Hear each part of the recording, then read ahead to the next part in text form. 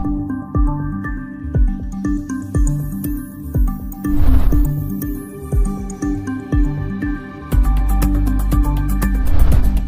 ready for the dictation. Start. Mr. Vice Chairman Sir, this bill seeks to provide a special machinery for the removal of grievances of certain categories of employees, particularly in the sectors of state and central government services, local bodies, and the like. This is being done under the powers given, and the Parliament can make such a provision if they consider it necessary.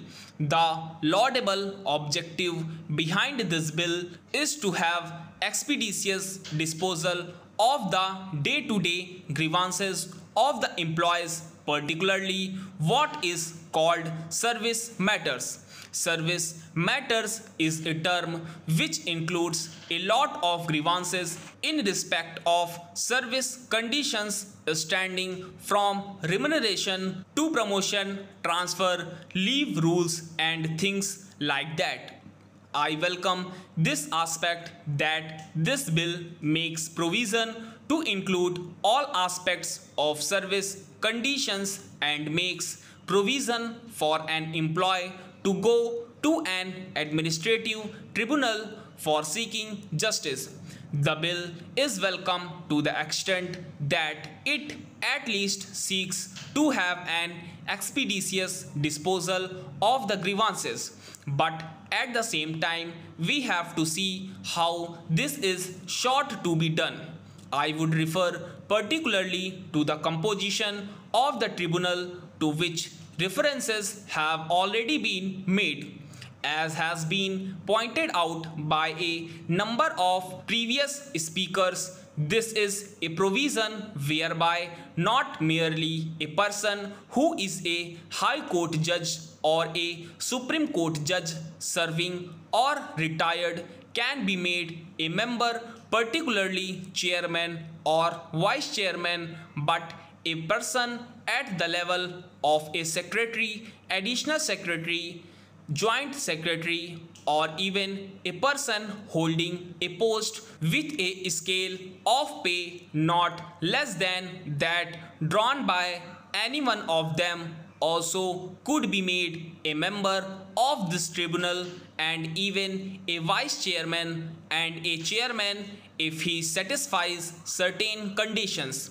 Here, in my objection to the appointment of such a person, for obvious reason that he is the person who during the course of his service has also taken certain action against the employees working under him. Therefore, if I may submit, he has a prejudicial mind already as far as the employees are concerned. We are trying to provide an appeal or justice rendered to a person who is aggrieved, and he must feel that not merely justice is done, but that justice appears to be properly done, and unless that is ensured, it is no use having these provisions. The persons who constitute this tribunal have to be impartial, independent, and judicial. I cannot believe that a person who has served or who has been in service can be a person who can satisfy this qualification. The man has to act not merely fairly and justly, but he should not also act arbitrarily or mechanically without application of mind. This is very necessary if proper justice is to be done. Otherwise, the whole purpose, the laudable objective of this bill gets destroyed, gets nullified.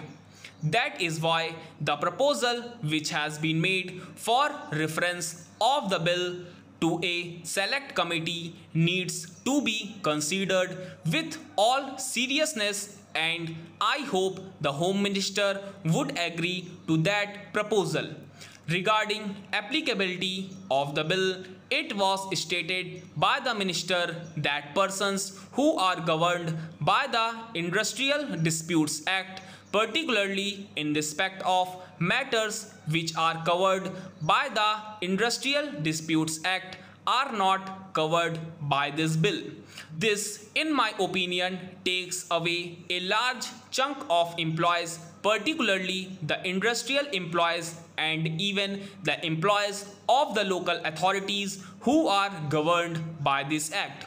There is not a single matter which cannot become an industrial dispute under the Industrial Disputes Act. Therefore, the coverage of this bill becomes less and it does not cover as many persons as is envisaged or as is sought to be made out by the minister. Then, as compared to the present way of getting the grievances redressed, the means of going to the High Court and the other avenues will not be available now. Of course, in that respect, the present bill gives an advantage in that the time factor will be reduced. But this again depends on how many tribunals are constituted and how expeditiously they are going to work in practice. The whole thing depends on that. Looking to the number of complaints, which I think is 62,000, the number of tribunals should be in proportion to this number so that the complaints are redressed as early as possible. This is as far as the period is concerned.